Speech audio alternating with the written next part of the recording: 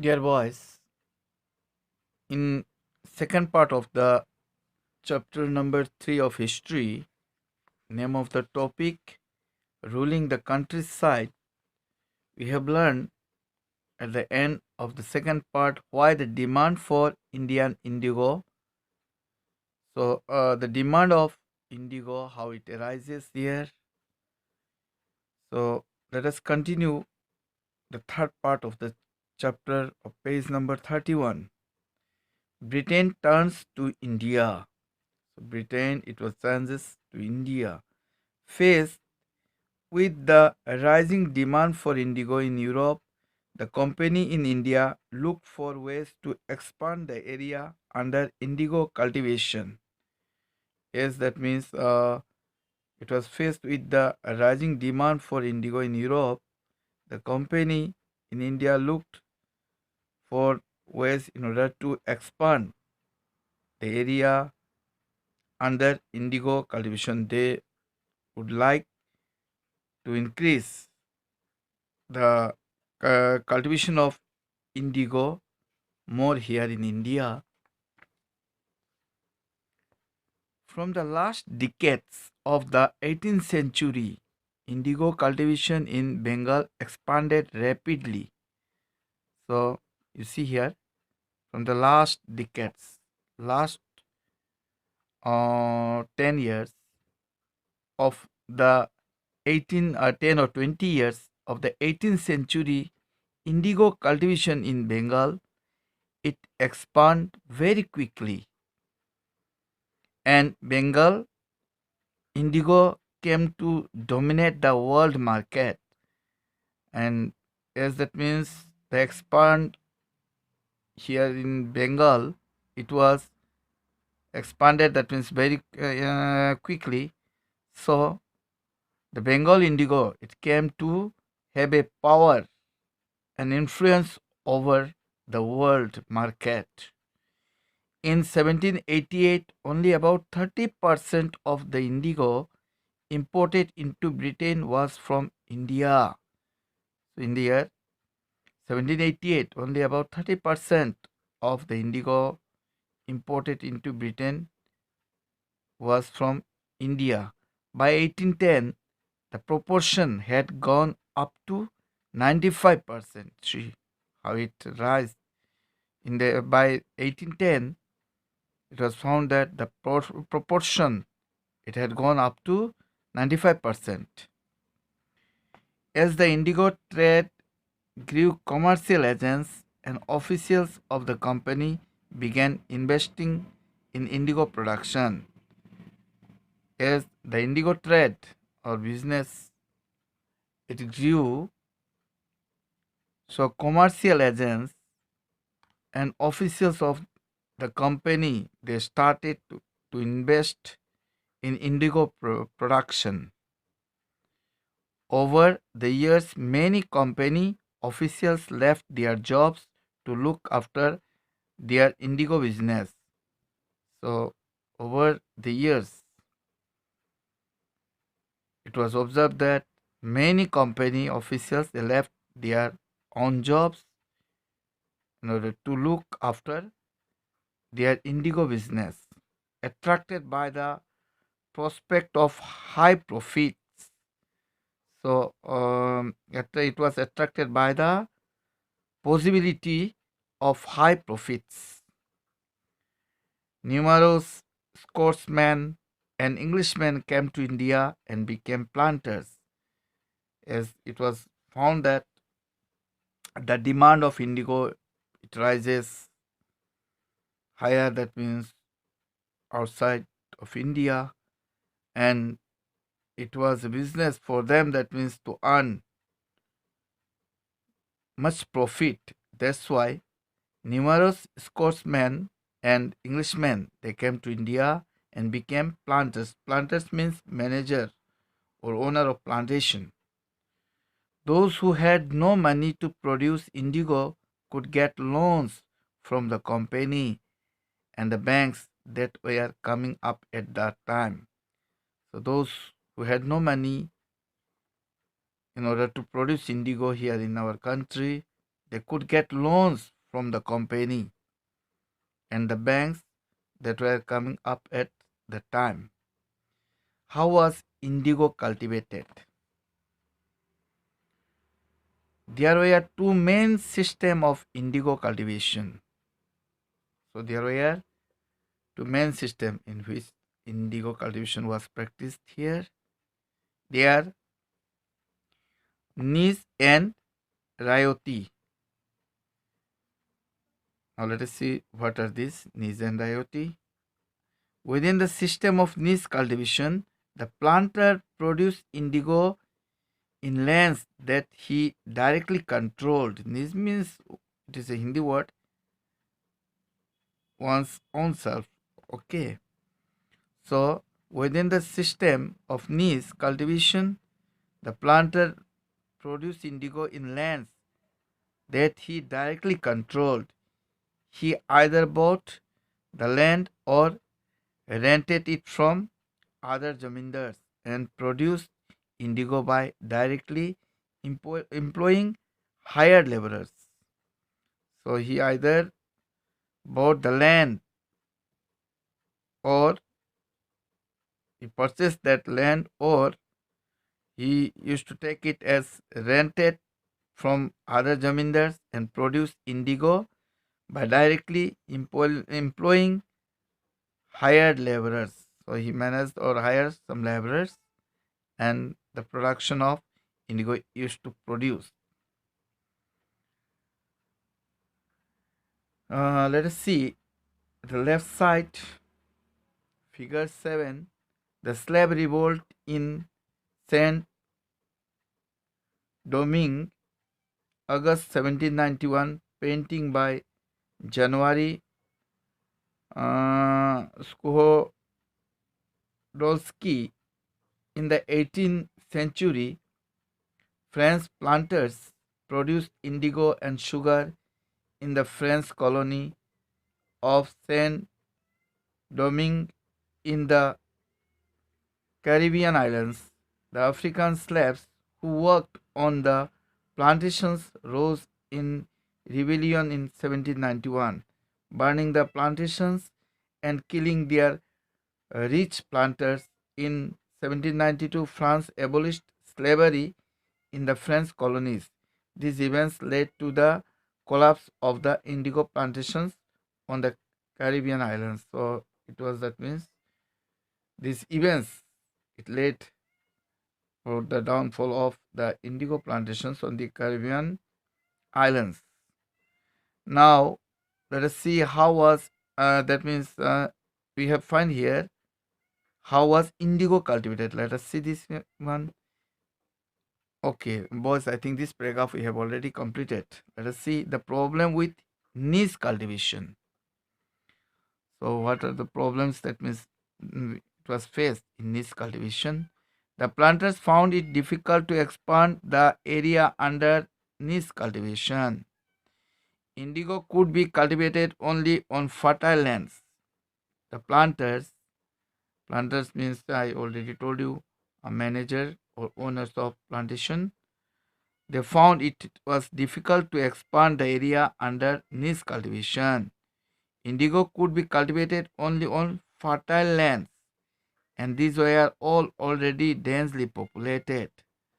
So, indigo, it could be cultivated only in those areas which are fertile, and these were all already densely populated. Only small plots scattered over the landscape could be acquired. So only a small, that means, plot was there over the landscape where it could be acquired. Planters needed large areas in compact blocks to cultivate indigo in plantations. Planters, they need large areas in compact blocks in order to cultivate indigo in plantations. Where could they get such land from?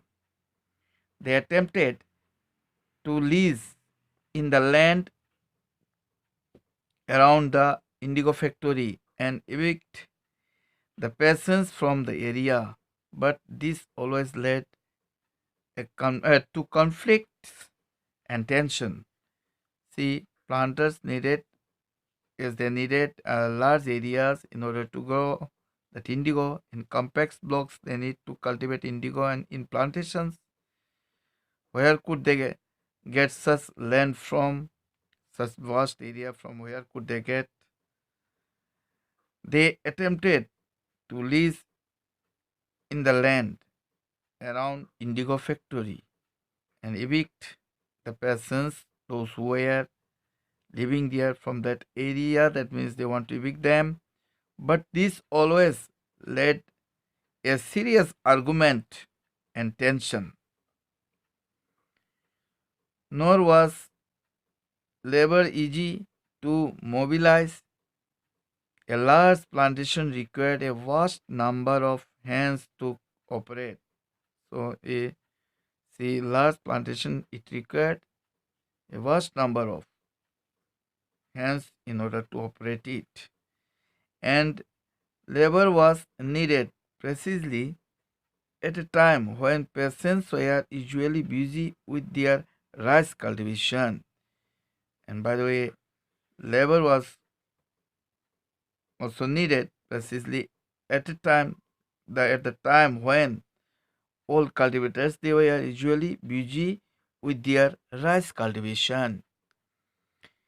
Niche cultivation on a large scale also required many ploughs and bullocks. Niche cultivation it required on a large scale many ploughs to till the field and bullocks. 1 bighá of indigo cultivation required 2 ploughs. 1 bighá means boys 14.520 square feet. 14.520 square feet makes a bighá. It is a measurement of land. 1 bighá of indigo cultivation required 2 ploughs. This meant that a planter with 1,000 bighás would need 2,000 ploughs.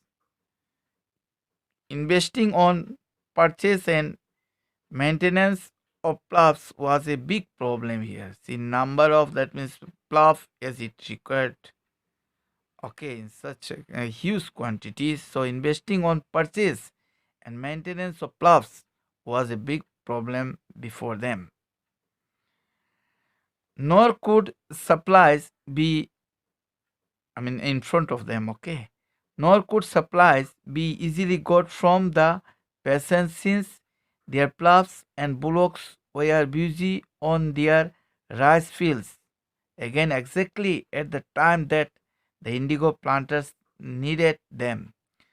So, nor could supplies be easily got from the peasants from the cultivator since their ploughs, the time that means when it required in the indigo field, their ploughs, the ploughs of the farmers and bullocks were busy on their rice fields. Again, exactly at the time that the indigo planters needed them. Till the late 19th century, planters were therefore reluctant to expand the area under niche cultivation. So, till the late 19th century, planters they were therefore unwilling and hesitant, unwilling and hesitant to expand the area under niche cultivation. Less than 25% of the land producing indigo was under this system.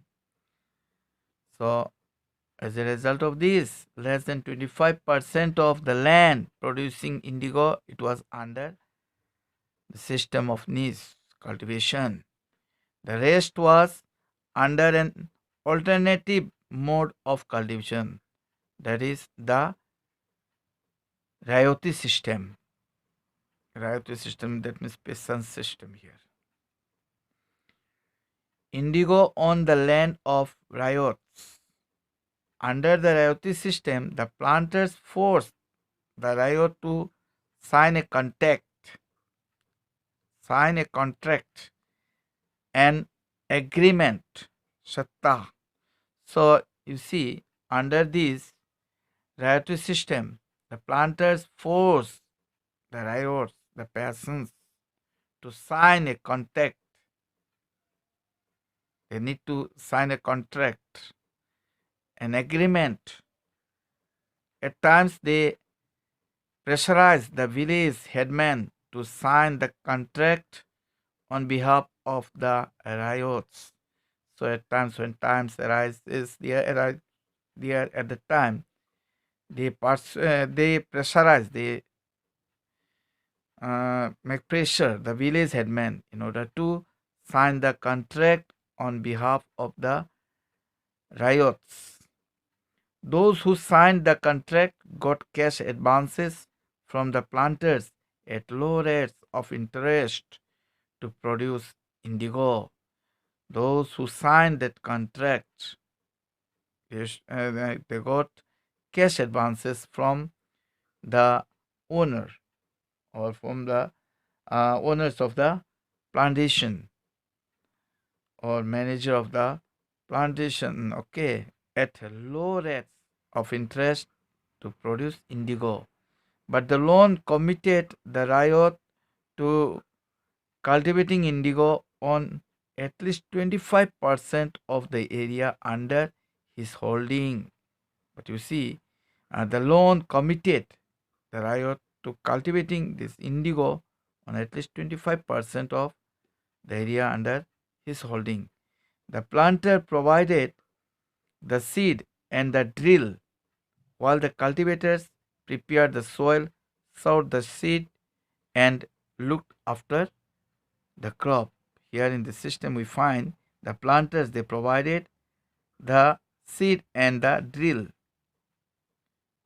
On the other hand, the cultivators they prepared the soil, sowed the seed, and looked after the crop. Boys, at the corner of right side above of this page, you see bigha. It has given a unit of measurement of land before British rule. The size of this area varied. In Bengal, the British standardized it to about one third of an acre.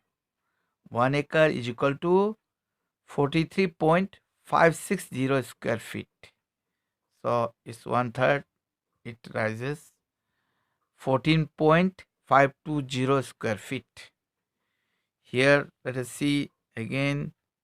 You can see one picture here. Workers harvesting indigo in early 19th century Bengal from Cosworthy Grant Rural Life in Bengal 1860. In India, the indigo plant was cut mostly by man. Then another picture you can see here the indigo plant being brought from the fields to the factory. How after making bundles, that means it was carried up to the factory. You can see here in this picture.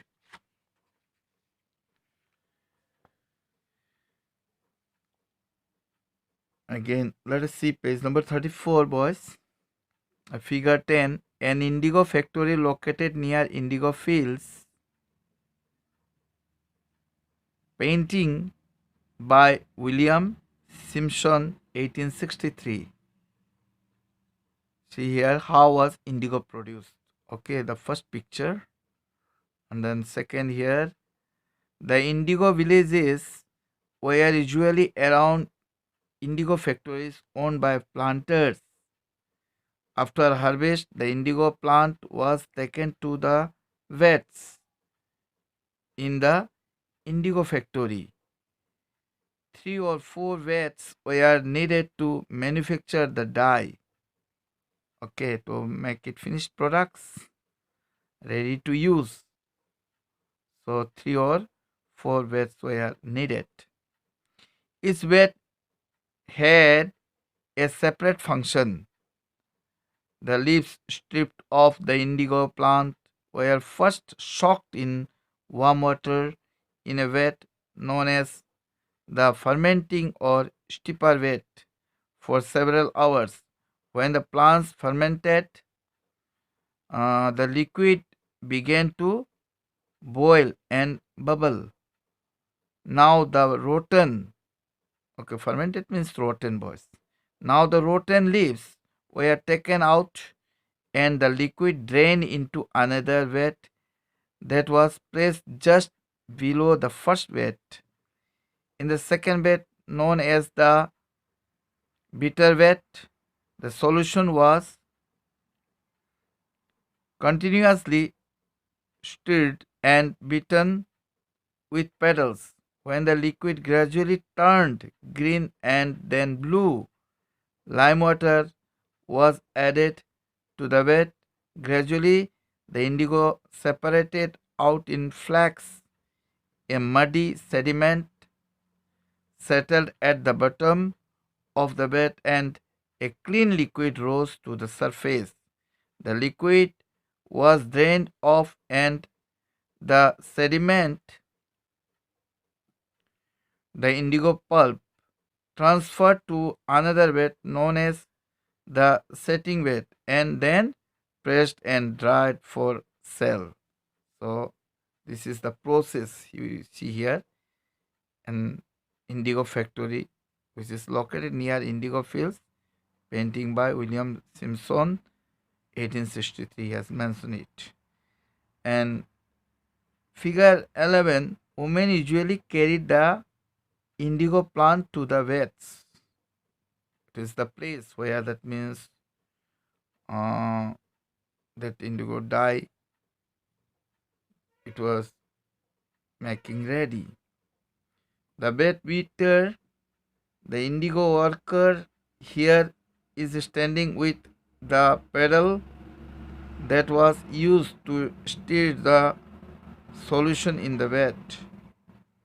These workers had to remain in waist deep water for over 8 hours to beat the indigo solution. Constantly has to stay like this. Vat means here a fermenting or storage vessel. We find that vat. So its meaning is a fermenting or storage vessel. Then figure 13, the indigo is ready for sale. Here you can see the last stage of the production, workers stamping and cutting and indigo pulp, cutting the indigo pulp that has been pressed and molded. Molded means made. In the background, you can see a worker carrying away the blocks for drying. Is carrying away the blocks for drying it. When the crop was delivered to the planter after the harvest, a new loan was given to the riot and the cycle started all over again. When that means the crop was delivered to the planter, to the owner after the harvest, a new loan was given to the riot and the cycle started all over again. Peasants who were initially tempted by the loans soon realized how harsh the system was. The price they got for the indigo they produced was very low, and the cycle of loans never ended. So, loans that means whatever prices they got, it was very low. They got that means the price low there. So they feel what the price they got for the indigo they produced was very low, and the cycle of loans it was never ended. There were other problems too. The planters usually insisted that indigo be cultivated on the best soils, in which peasants preferred to cultivate rice. So other problems also were there, such as the planters usually they used to direct it to the peasants in order to grow indigo on the best soils. In those places where peasants they preferred to cultivate rice. Indigo moreover had deep roots and it exhausted the soil rapidly. So see here, indigo moreover it had deep roots and it completely used the soil rapidly means very quickly. After an indigo harvest, the land could not be sown with rice. So due to that means its deep roots. After the cultivation of indigo in the same place, uh, for the land that means rice could not be sown. So these were the problems which were faced by them.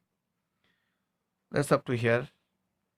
Again, let us see in the next part of the chapter.